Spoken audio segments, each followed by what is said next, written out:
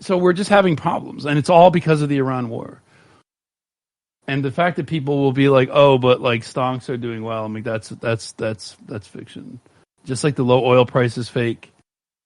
And when I made my tweet, which a bunch of people responded to yesterday about Bitcoin, what I said was, Bitcoin is running counter to interest rates, and I'm surprised nobody jumped on that because it's actually not.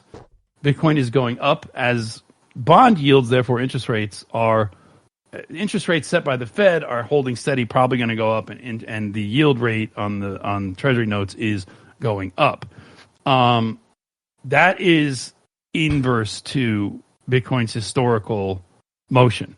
So Bitcoin is usually it's something you buy when markets are flush, when there's low interest rates, when there's a lot of cash running around in the markets, and people will buy it because they're willing to take on a high risk asset because they're making money elsewhere. They have a lot of money. There's a lot of liquidity. It's very strange for Bitcoin to be going higher in a high interest rate environment where the economy tightens, because that suggests that people are finally using it as a flight to safety rather than a risk on asset. They're using it as a flight to safety asset. Risk on means something you buy when things are good. You're willing to take a little more risk.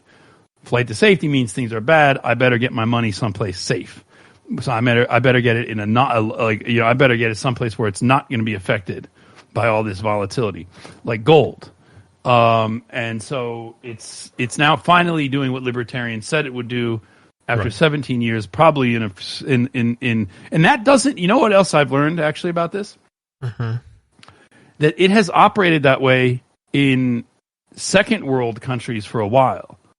In countries that have much, like places like Argentina or Egypt, that have wild fluctuations in their currency, like they'll have like 100% inflation and shit like that, that people will actually flee to Bitcoin to hedge against inflation.